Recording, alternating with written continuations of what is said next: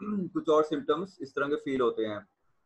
इसके अलावा changes in the bowel habits, तो जैसे आप जानते हैं कि हर बंदे की डेली की एक रूटीन है, स्पेसिफिक टाइम आपका माइंड जो है वो बॉडी फंक्शंस को टाइम के हिसाब से सेट कर लेता है और उसी फिक्स टाइमिंग में आप जो है वो सर्टन एक्टिविटीज परफॉर्म करते हैं। तो इसी तरह जो है वो हर बंदे की बाउल हैबिट्स होती हैं या रूटीन होती है कि डेली जो दिन में एक दफा जो है वो वॉशरूम जाए या दो दफा जाए, तो वो जो उसकी नॉर्मल हैबिट्स हैं या होनी चाहिए वो जो है वो चेंज हो जाती है with features of disordered definition. ठीक है, तो ये आगे मैं आपको थोड़ा बताऊंगा कि जो जैसे उसमें जो स्टूल्स हैं उनके अंदर भी जो है वो उनके फॉर्म में फ्रीक्वेंसी में चेंजेस आ जाती हैं, जिसकी वजह से जो ये प्रोसेस है ऑफ जीआई ट्रैक्ट वो टोटली डिस्टर्ब हो जाता है। ये जो नेक्स्ट स्लाइड है that is the normal physiology of the GI tract. ऊपर अगर आप देखें this is the mouth, mouth में टंग है और बकल कैविटी थ्रू विच जहाँ फूड को वो च्यू करते हैं और वो बोलस की फूड पाइप जिसको आप ईसोफेगस कहते हैं। ईसोफेगस माउथ कैविटी को to the stomach, here is your stomach. ठीक है, स्टमक में एसिड और पेप्सिन और दूसरे हैं ओके फर्दर डीजनरेट करते हैं, फर्दर डिसइंटीग्रेट करते हैं फूड पार्टिकल्स को इनटू स्मॉलर पार्टिकल्स और कुछ कंटेंट वो यहाँ से पास ऑन हो जाते हैं on the small intestine. Small intestine जो है वो ये जो नजर आ रही है एब्डोमिनल कैविटी में जो है वो लंबी सी पाइप्स हैं जिनके थ्रू फूड पास करता है और मीनवाइल वो मजीद डिसॉल्व होता है, डिसइंटीग्रेट होता है फूड पार्टिकल्स और साथ साथ वो इंटेस्टाइन जो ब्लड वेसल्स हैं उनके थ्रू एब्जॉर्ब हो जाता है इनटू द ब्लड स्ट्रीम। इसके बाद जो वेस्ट प्रोडक्ट्स रह जाते हैं, मतलब सारा फूड जब एब्जॉर्ब हो गया अब जो अनवांटेड पार्टिकल्स हैं फूड के, इसके अलावा वेस्ट प्रोडक्ट्स हैं, बाइल्स हैं, वो सारा कंबाइन होके लार्ज इंटेस्टाइन में जाता है और लार्ज इंटेस्टाइन जो है वो इवेंचुअली वाटर की रीअब्जॉर्प्शन और ये प्रोसेसेस करके फूड को जो है वो पास ऑन कर देती है, डेफिकेट कर देती है आउट थ्रू दी रेक्टम। तो जो जीआई ट्रैक्ट है उस डिजीज या उसकी inflammation due to any reason, unknown reason, that is irritable bowel disease या सिंड्रोम। तो ये आप देख रहे हैं कि स्मॉल इंटेस्टाइन के 3 पार्ट्स हैं, ड्यूडेनम, जेजिनम, इलियम। तो जो इन्फ्लेमेशन है वो either can gastrointestinal tract or it can be in certain segments of the GI tract. Either it can be in the small intestine or in the rectum or in the stomach. So depending on that हम इसको further जो है वो irritable bowel syndrome को divide करते हैं। अब मैंने आपको पीछे बताया था कि ये 2 सब सेक्शंस हैं, एक इरिटेबल डिजीज है और एक इरिटेबल बाउल सिंड्रोम है। तो ये यहाँ से अब जितनी भी स्लाइड्स आगे चलेंगी वो इन दोनों डिजीजेस को डिफरेंटली जो है वो हाईलाइट करेंगी क्योंकि इन सब की ट्रीटमेंट मैनेजमेंट ये सारी चीजें थोड़ी सी डिफरेंट है। तो इरिटेबल बाउल डिजीज जो it is chronic inflammation of the gastric gastrointestinal tract. ठीक है, क्रॉनिक मींस कि abruptly inflammation like in the case of gastritis कि आपने कोई माइक्रोबल अनहाइजेनिक फूड खाया है और उसी वक्त आपको एकदम ही गैस्ट्राइटिस हो गया, इन्फ्लेमेशन हो गई है जीआई ट्रैक्ट में। ये ओवर टाइम जो है वो लॉन्ग रन में प्रोग्रेसिव और क्रॉनिक डिजीज है जो कि मैनी वीक्स, मंथ और ईयर्स तक जो है वो पेशेंट में चलती रहती है और एस्थमा की तरह समटाइम्स पेशेंट जो है वो सिम्टम लेस हो जाता है, समटाइम पेशेंट फिर से अटैक हो जाता है डिजीज का और कुछ सीजन्स में पेशेंट जो है वो ठीक रहता है, कुछ सीजन्स में पेशेंट को दोबारा से ये सिम्टम्स आना शुरू हो जाते हैं। तो ये डिजीज जो है वो इंटरमिटेंट है, कॉन्टिन्यूस भी नहीं होती लेकिन क्रॉनिक है। और इसमें इरिटेबल बाउल डिजीज में मेनली अल्सरेटिव कोलाइटिस और क्रॉन डिजीज, ये 2 जो डिजीज या डिसऑर्डर्स हैं वो इन्वॉल्व होते हैं। ठीक है, तो अल्सरेटिव कोलाइटिस और क्रॉन डिजीज का आपको मैंने पीछे बता दिया कि ये इन्फ्लेमेशन होती है आइदर ऑफ द कॉलोन और of the GI tract from the mouth to the anus. ठीक है, इसके अलावा depending on the site and extent of the inflammation जो है वो इरिटेबल बाउल डिजीज को फर्दर भी सब डिवाइड किया जाता है, जैसे कि proctitis which is the inflammation of the rectum, ठीक है, जो रेक्टल पार्ट है उसकी inflammation, that is called proctitis. Pancolitis which is the disease affecting the entire colon. फिर ileocolitis which is the inflammation affecting the ilium.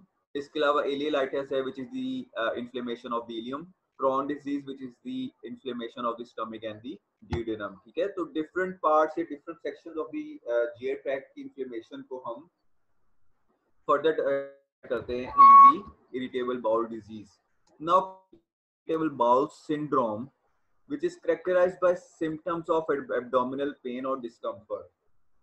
ठीक है, जो है वो patient feels abdominal discomfort and abdominal pain for the long time. That is associated with disturbed defecation patterns.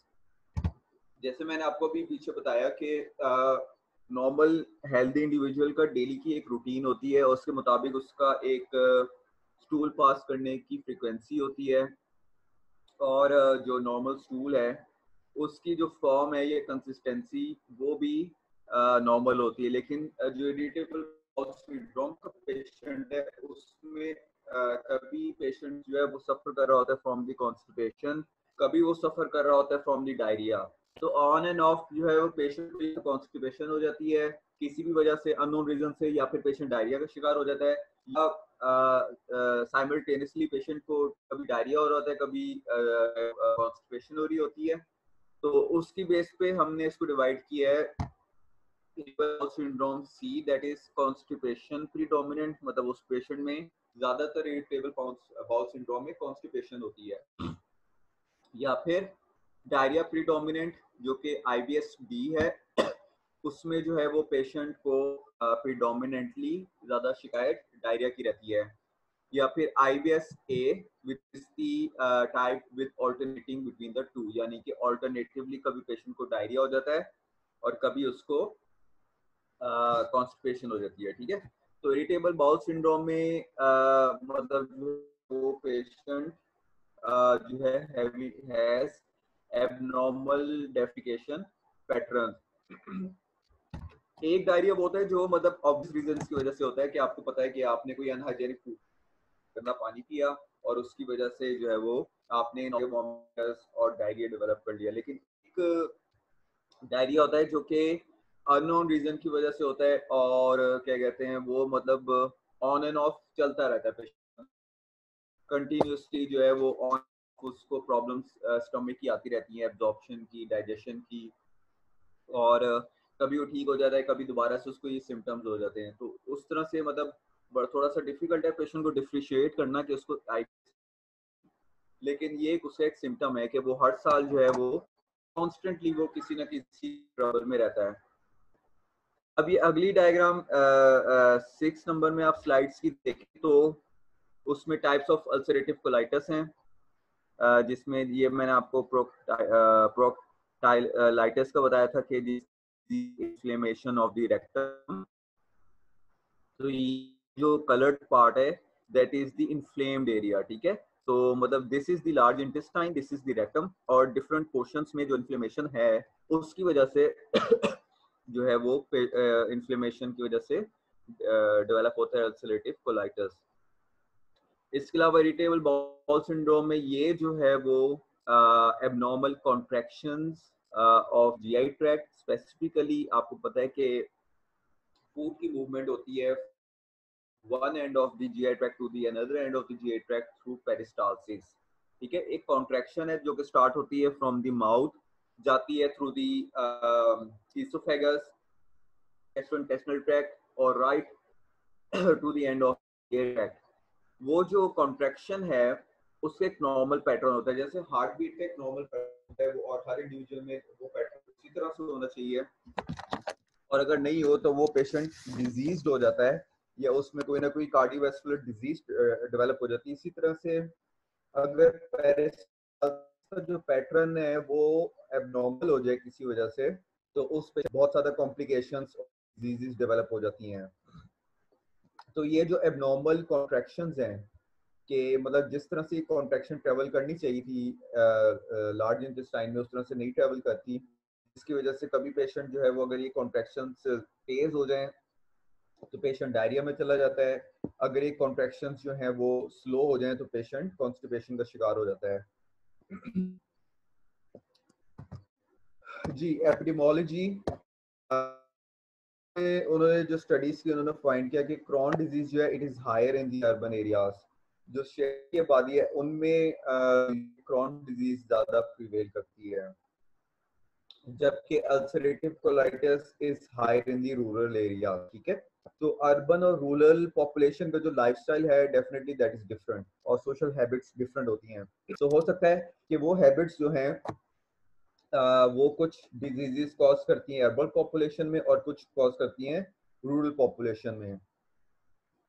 फिर कहता है कि जी irritable bowel disease rates are higher in the developed countries as to the less developed countries. ठीक है, कि अगर आप कंपैरिजन करें कि जो हाईली डेवलप्ड कंट्रीज हैं वहाँ पे डाइटरी हैबिट्स लाइफस्टाइल्स की वजह से, फैटी फूड्स की वजह से और ये जो फास्ट फूड्स की वजह से मैंने स्टडी किया था इस स्टडी को, वो बता रहे थे कि वहाँ पे जो डाइटरी हैबिट्स हैं लाइफस्टाइल है उसकी वजह से वो लोग ज्यादा शिकार होते हैं इरिटेबल बाउल डिजीज का as compare to the developed under developed countries. फिर रेस की बात करें तो Asians appear to be at lower risk for developing irritable bowel disease than the whites. ठीक है, तो इसमें भी कुछ हद तक डाइटरी हैबिट्स का भी जो स्पेशली एशियन चाइनीज हैं वो बहुत सिंपल डाइट यूज करते हैं और मोस्टली बॉइल्ड वेजिटेबल्स और इस किस्म की फैट्स को कम यूज करते हैं, और इस वजह से उनमें जो है वो ये डिजीज होने के चांसेस कम। इसके अलावा irritable bowel disease is more common in young adults than the older patients. तो मतलब यूजुअली मोस्ट स्टडीज में ये होता है कि ओल्डर होती है, लेकिन इस डिजीज के बारे में कहा जा रहा है कि यंग एडल्ट्स जो हैं दे आर मोर प्रोन। उसमें भी यही वजह है कि आजकल जो वेस्टर्न लाइफस्टाइल है, वेस्टर्न डाइट है, उसका बहुत ज्यादा मलदखल है इस डिजीज के डेवलप होने में। इसके अलावा अगर जेंडर की बेस पे देखें तो man and women are at similar risk of the IBD. ठीक है, अब इरिटेबल बाउल सिंड्रोम की बात करें तो सिंड्रोम जो है is more common in women than in man. तो इसमें सिंड्रोम्स में बहुत सारे फैक्टर्स इन्वॉल्व होते हैं, कुछ हद तक हार्मोन्स का भी इन्वॉल्वमेंट है। तो वो कहते हैं कि जी जो सिंड्रोम है that is more common in women than in men. इसके अलावा कहते हैं कि irritable bowel syndrome appears to be as common Asia India as in western countries. तो इरिटेबल बाउल सिंड्रोम का डिफरेंस डेवलप और अंडर डेवलप्ड कंट्रीज में भी नहीं है। ठीक है, तो डिजीज के बारे में जो है थोड़ी सी डिफरेंट प्रिवेलेंस है और सिंड्रोम के बारे में थोड़ी डिफरेंस प्रिवेलेंस है। फिर मैनिफेस्टेशंस की बात करें इरिटेबल बाउल डिजीज में अल्सरेटिव कोलाइटिस, उसमें क्या होता है कि जी increase stool urgency and frequency. ठीक है, कि पेशेंट जो है वो नॉर्मल से ज़्यादा फ्रीक्वेंटली जो है वो उसको रिक्वायर्ड होता है फॉर डेफिकेशन, कि जो फ्रीक्वेंसी होती है ऑफ स्टूल दैट इंक्रीजेस। इसके अलावा stools might be bloody and mucus in the stool.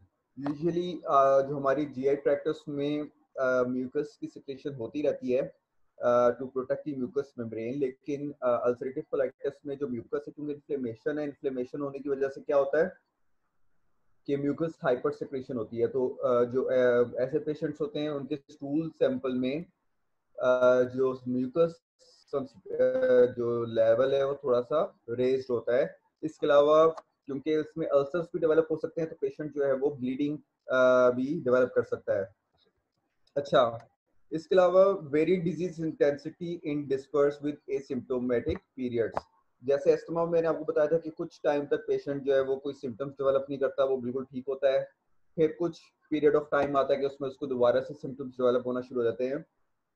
तो इसी तरह इरिटेबल बाउल डिजीज में भी यही होता है कि कुछ टाइम तक पेशेंट बिल्कुल ठीक रहता है, जो है वो उसको मेडिकेशन की जरूरत भी नहीं होती और नॉर्मली वो सब कुछ खा पी रहा होता है, लेकिन फिर ऑल ऑफ ए सडन जो है वो फिर से जो है वो प्रॉब्लम्स डेवलप करना शुरू कर देता है।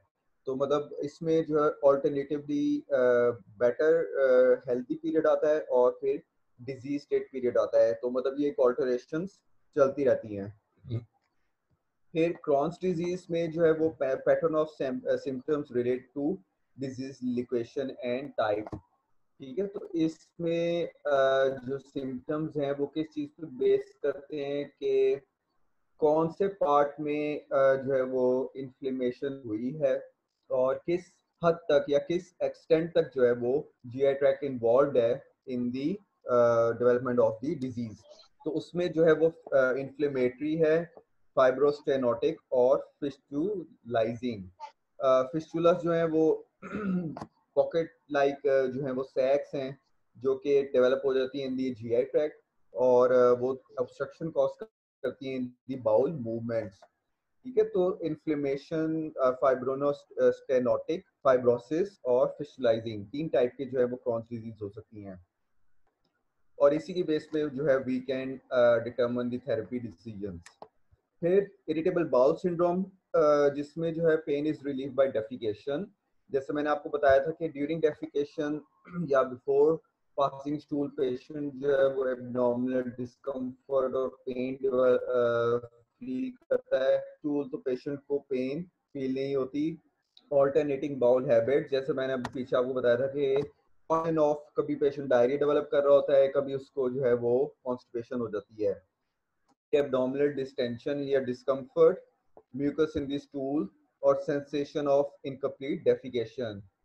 इसमें ये होता है कि पेशेंट को ये फील हो रहा होता है कि उसको अभी भी मजीद जो है वो बाथरूम जाने की ज़रूरत है और मजीद स्टूल पास करने की ज़रूरत है, तो उसको जो है वो मेंटली ऐसा लग रहा होता है कि वो कम्प्लीटली जो है वो उसने स्टूल पास नहीं किया और उसको अभी दोबारा से वॉशरूम जाके पास करने की ज़रूरत है। ठीक है, फिर इसमें मैंने आपको दो बताए थे, कॉन्स्टिपेशन प्रीडोमिनेंट और diarrhoea predominant.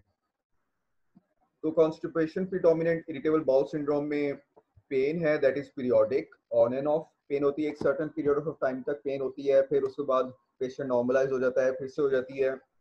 Constipation altering with normal periods. ठीक है, तो कभी उसको कॉन्स्टिपेशन हो जाएगी, कभी वो बिल्कुल नॉर्मल हो जाएगा।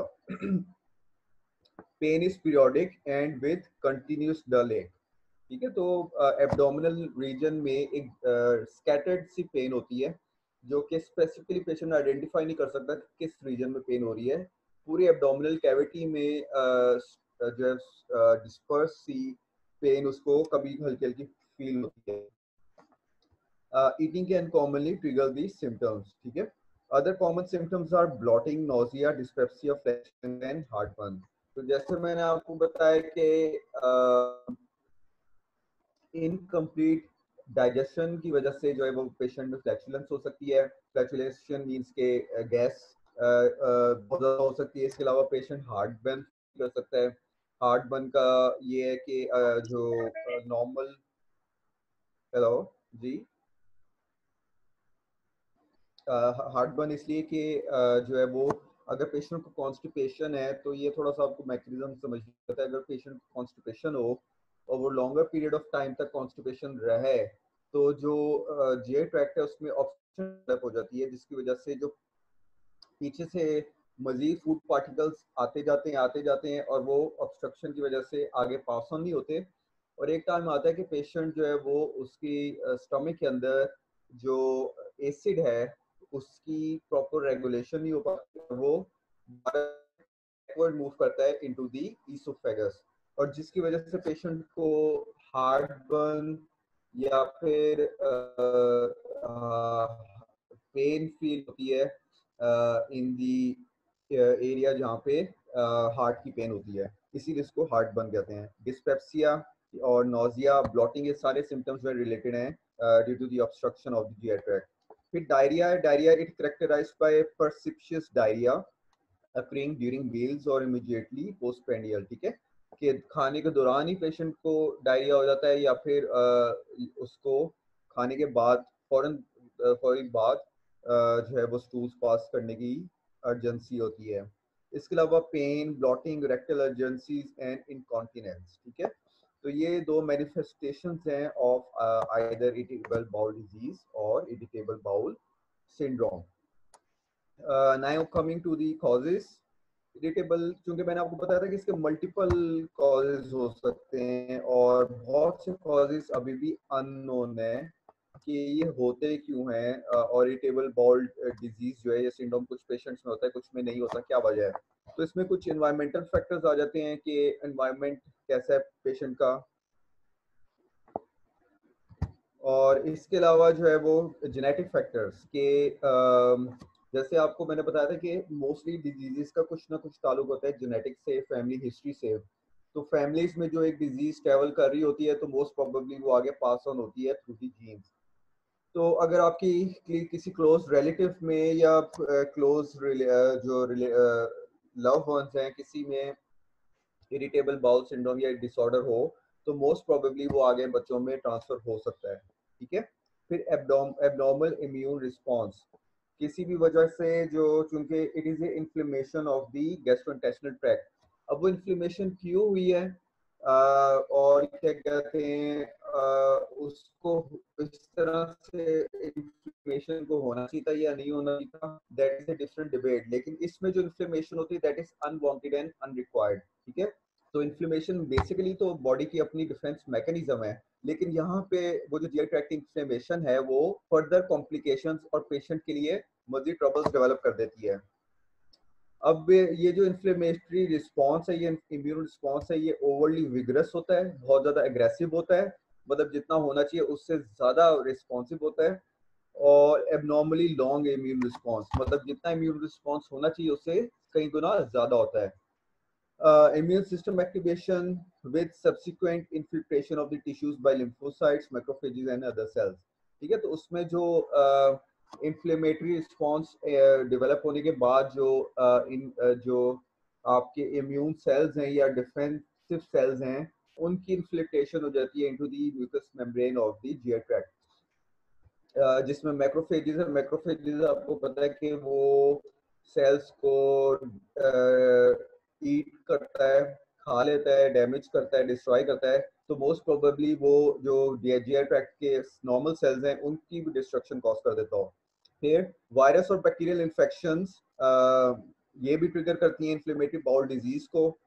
डाइटरी एंटीजेंस के डाइट के अंदर कुछ ऐसे एंटीजेंस हैं या ऐसे एलर्जिक पार्टिकल्स हैं, जैसे कुछ लोग एलर्जिक होते हैं टू सर्टन फूड, जैसे कि एग एलर्जी होती है, पीनट से कुछ लोग एलर्जिक होते हैं, कुछ लोग ग्लूटेन से उनको एलर्जी होती है।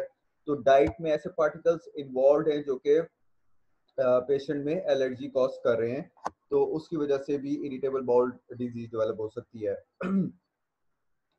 फिर इसके अलावा inappropriate immuno responsive immuno response to normally non antigenic microbes. ठीक है।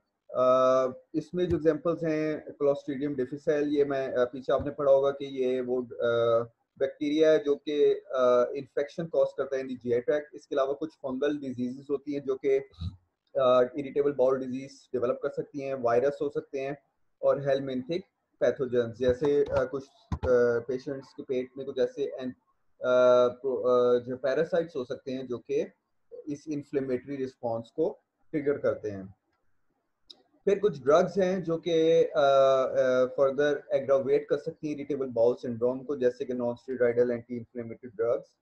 इसके अलावा ओरल कॉन्ट्रासेप्टिव्स, क्योंकि ये कुछ हार्मोनल डिस्टर्बेंसेस कॉज करते हैं इन दी होस्ट पेशेंट। इसके अलावा potassium supplements and pancreatic enzymes. ठीक है। तो ये सारे कॉजेज हैं जिनकी वजह से यूजुअली पेशेंट में ट्रिगर हो सकता है इन्फ्लेमेटरी बाउल डिजीज। फिर इन्फ्लेमेटरी बाउल सिंड्रोम ये क्यों होता है, इसकी जो एग्जैक्ट कॉज है दैट इज स्टिल अननोन, कि मतलब आप स्पेसिफिकली पिन पॉइंट नहीं कर सकते कि ये किस पेशेंट में किस वजह से हुआ है। बट अदर फैक्टर्स में कोमॉर्बिड फैक्टर्स होते हैं कि पेशेंट में साथ साथ कोई और ऐसी डिजीज है जिसकी कॉम्प्लिकेशन के तौर पे इरिटेबल बाउल सिंड्रोम हुआ है। वायरल गैस्ट्रोएंटेराइटिस हो सकता है, पेशेंट में वायरस या अनहाइजेनिक फूड की वजह से जो गैस्ट्राइटिस हो गया है। इमोशनल हेल्थ स्ट्रेस और डिस्टर्ब्ड साइकोलॉजिकल स्टेट में एंजाइटी और डिप्रेशन में भी पेशेंट जो है सिंड्रोम डेवलप कर सकते हैं। इसके अलावा डाइट, सर्टन डाइट्स हैं जो पेशेंट को सूट नहीं करती हैं और वो उसके बावजूद अगर वो डाइट ले लेता है तो उसमें सिंड्रोम हो सकता है। एनवायरमेंटल फैक्टर्स आ जाते हैं फिर कंकरेंट ड्रग थेरेपीज हैं एंड हार्मोन थेरेपीज हैं, कुछ ड्रग्स हैं, हार्मोन्स हैं, जैसे ओरल कॉन्ट्रासेप्टिव्स का मैंने आपको बताया था जो कि कॉज करते हैं आईबीएस। इसके अलावा panic disorder, major depressive disorder, emotional conflict, तो पेशेंट जो है वो इमोशनली जो है वो ऐसी सिचुएशन में है कि बहुत ज़्यादा डिस्टर्बेंस है उसके लिए, और पॉसिबिलिटी ऑफ सेक्सुअल और फिजिकल अब्यूज के पेशेंट जो है वो ऐसी थॉट्स उसके माइंड में है कि जिसकी वजह से वो कॉन्स्टेंटली साइकोलॉजिकली डिस्टर्ब्ड है।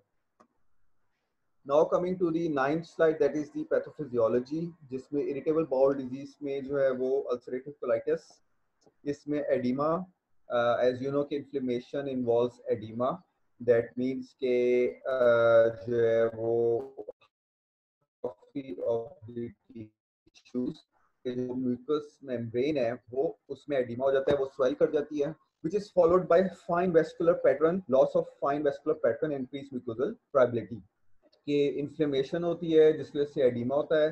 उसके बाद जो वेसल्स हैं जो कि जैसे मैंने आपको बताया था कि स्मॉल इंटेस्टाइन और लार्ज इंटेस्टाइन में वेसल्स होती हैं, ब्लड वेसल्स का नेटवर्क है, ताकि जो सीलिया है उससे इंटेस्टाइन से जो न्यूट्रिएंट्स पार्टिकल्स हैं वो इजीली अब्सॉर्ब हो सके इनटू दी ब्लड वेसल्स।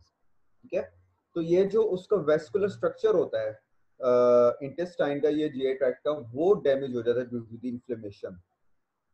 वो डैमेज हुआ तो वेसल्स जो हैं वो डैमेज हो गई इन दी म्यूकस मेम्ब्रेन, फिर क्या होगा, उसकी वजह से जो न्यूट्रिएंट की एब्जॉर्प्शन जो है वो इन दी ब्लड टोटली डैमेज हो जाएगी, और increase mucosal friability, that means के जो म्यूकस है वो स्ट्रक्चरली डैमेज होना शुरू हो जाता है।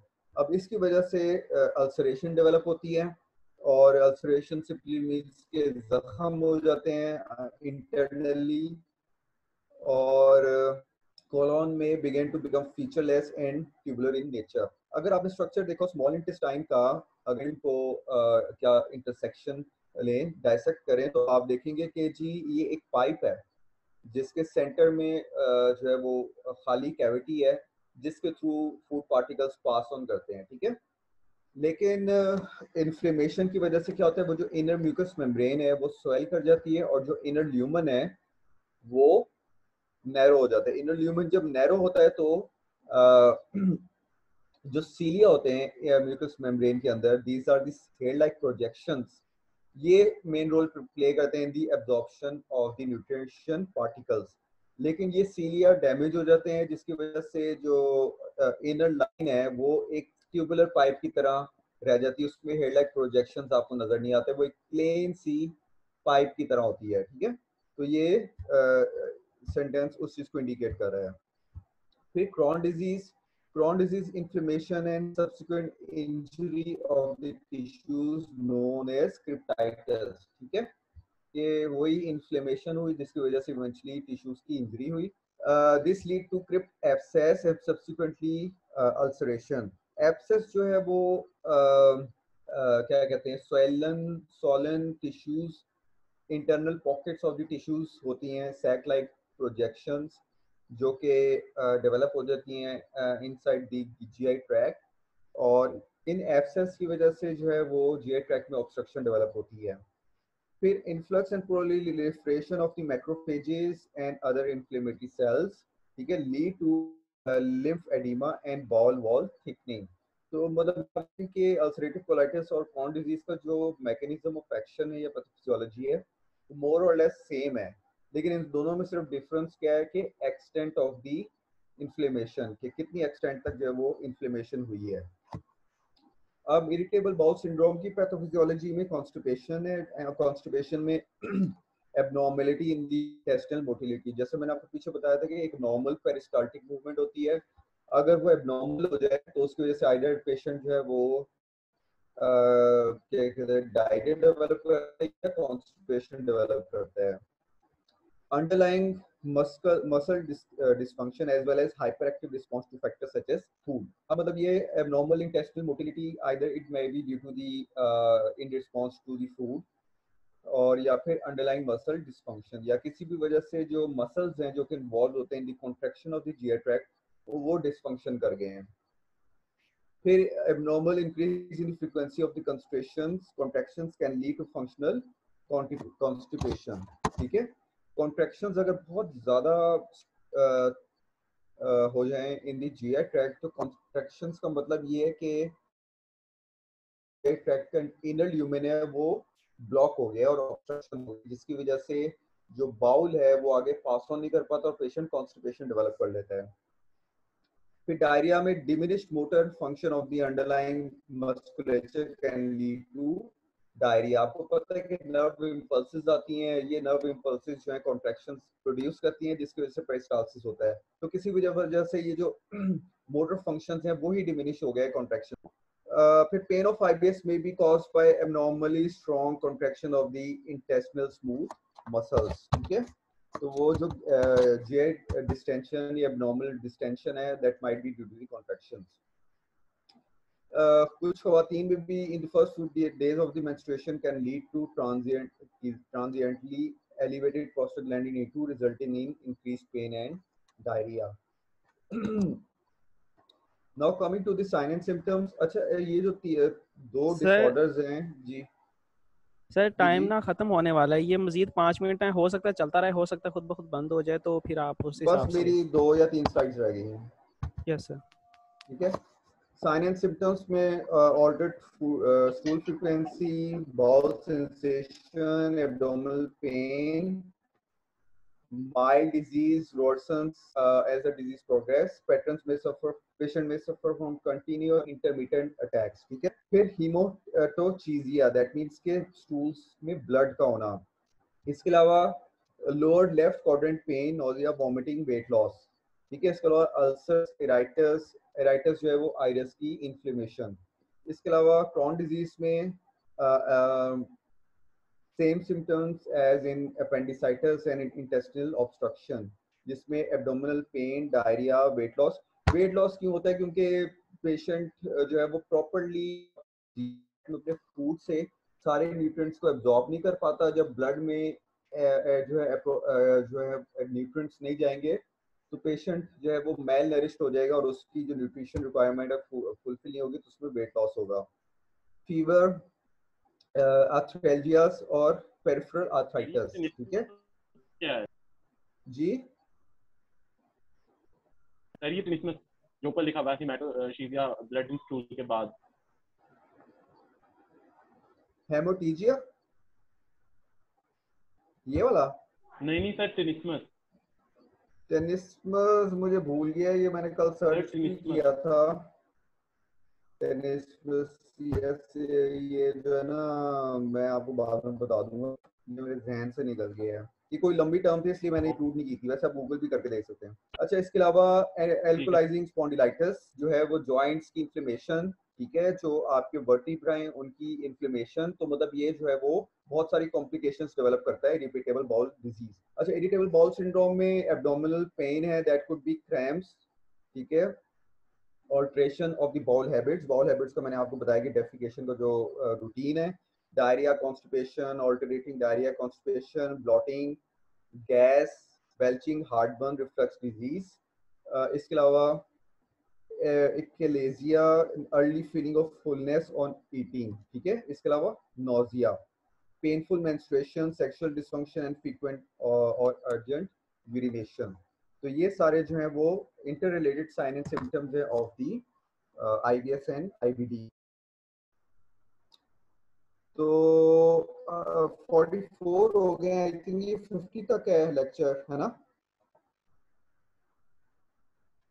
ठीक है, अब क्लिनिकल एवेल्युएशन और डायग्नोसिस की तरफ आते हैं। इरिटेबल बाउल डिजीज में अल्सरेटिव कोलाइटिस के लिए सबसे पहले तो आप पेशेंट के सिम्टम्स से आइडेंटिफाई कर सकते हैं कि this is something related to the gastrointestinal tract. इसके अलावा severity of the symptoms correlate with the disease severity, कि कितने सीवियर सिम्टम्स है, इसका मतलब ये है कि डिजीज कितनी ज़्यादा सीवियर है। इसके अलावा ब्लड टेस्ट में, क्योंकि this is the inflammatory response, तो पेशेंट में जो है वो सी रिएक्टिव प्रोटीन का लेवल इंक्रीज हो सकता है। प्लेटलेट काउंट, क्योंकि अल्सरेशंस हो जाते हैं, इंटर है वो ब्लीडिंग होती है, जिसकी वजह से प्लेटलेट काउंट जो है वो डिस्टर्ब हो सकती है। इसके अलावा एरिथ्रोसाइट सेडिमेंटेशन रेट जो है वो डिक्रीज हो रहा है। फिर हीमोग्लोबिन एक्सेसिव ब्लीडिंग की वजह से जो है वो पेशेंट एनीमिया डेवलप कर सकता है। एल्ब्यूमाइन लेवल फॉल कर सकता है, हाइपो एल्ब्यूमिनिया हो सकता है क्योंकि पेशेंट की डाइटरी न्यूट्रिशन पूरी नहीं हो रही है। फिर एंडोस्कोपी जिसको कहते हैं वो की जाती है इंटरनली विजुलाइज करने के लिए कि पेशेंट का जो जीआर ट्रैक्ट में इन्फ्लेमेशन कहाँ है, कितनी है, किस एक्सटेंट की है। ठीक है, इसके अलावा क्रॉन डिजीज में भी elevated ESR, C reactive protein, hypoalbuminaemia, anaemia, leucocytosis. ठीक है, इसके अलावा right lower quadrant pain, malabsorption, dietary deficiency, electrolyte imbalance. Obviously जब उसकी फूड से उसकी जो डाइटरी रिक्वायरमेंट से फुलफिल नहीं हो रही तो उसमें इलेक्ट्रोलाइट इम्बैलेंस आएगा। कोagulopathy और increase risk of bone fractures and low grade fever. ये जो बोन फ्रैक्चर्स हैं क्योंकि उसकी कैल्शियम रिक्वायरमेंट भी पूरी नहीं हो रही तो patient might develop weakening of the bones. ठीक है, फिर इरिटेबल बाउल सिंड्रोम है जिसमें positive symptoms by medical history, patient की आप मेडिकल हिस्ट्री से इरिटेबल बाउल सिंड्रोम को डिटरमिन कर सकते हैं। सर जी बस करें, जिसमें आप बस लास्ट है। अच्छा जी, तो क्या कहते हैं फिजिकल एग्जामिनेशन में आप उसके पेशेंट की एब्डोमिनल कैविटी को देखते हैं कि आइदर इट इज टेंडर और सॉफ्ट। पेशेंट का रूटीन ब्लड टेस्टिंग करते हैं, एंडोस्कोपी करते हैं, कोलोनोस्कोपी करते हैं। इसके अलावा 2 क्राइटेरियाज हैं जो कि डिटरमिन करते हैं कि पेशेंट में डिजीज का लेवल क्या है। तो ये चेक लिस्ट है, ये जब आप अपने किसी कोई पेशेंट अगर आपको IBS का मिले तो उसकी ये डायग्नोस्टिक क्राइटेरिया जरूर चेक करें। पेशेंट की पेन रिलीव होती है by defecation, pain is associated with change in the frequency और फॉर्म ऑफ द स्टूल्स। ये जो है वो क्राइटेरिया है। ठीक है, अच्छा मैंने इंपॉर्टेंट बात ये आप लोगों को कहनी थी कि अभी हम लोग ने यहाँ तक इवैल्यूएशन तक पढ़ लिया, बाकी पोर्शन हम लोग नेक्स्ट लेक्चर में पढ़ेंगे। दूसरा ये है कि आप लोग अपने बिहाफ में काइंडली कोशिश करें कि अगर आप लोग ये डिजीजेस के ऊपर केसेस मिलते हैं तो उनको क्लर्क करें। हमने जो है वो अपनी प्रैक्टिकल्स भी स्टार्ट करने हैं, आप लोगों ने अपने परफॉर्मेंस फिल करने हैं और इसके अलावा आप लोगों का इस दफ़ा एक्सटर्नल एग्जामिनर होगा तो आप लोगों ने उसके साथ सामने केस प्रिपेयर करके जाना है। तो अब जैसे आपने IBS पढ़ लिया है, पेप्टिक अल्सर पढ़ लिया है, COPD पढ़ लिया है, अस्थमा पढ़ लिया है, हाइपरटेंशन, तो इसके केसेस कहीं से भी मिलते हैं तो वो मेरे साथ जरूर शेयर करें। क्लास के कुछ बच्चे ऑलरेडी मेरे साथ शेयर कर चुके हैं और हम जो है वो आपके साथ भी शेयर करेंगे। ठीक है, ठीक है बच्चों, हमाद ठीक है। ओके।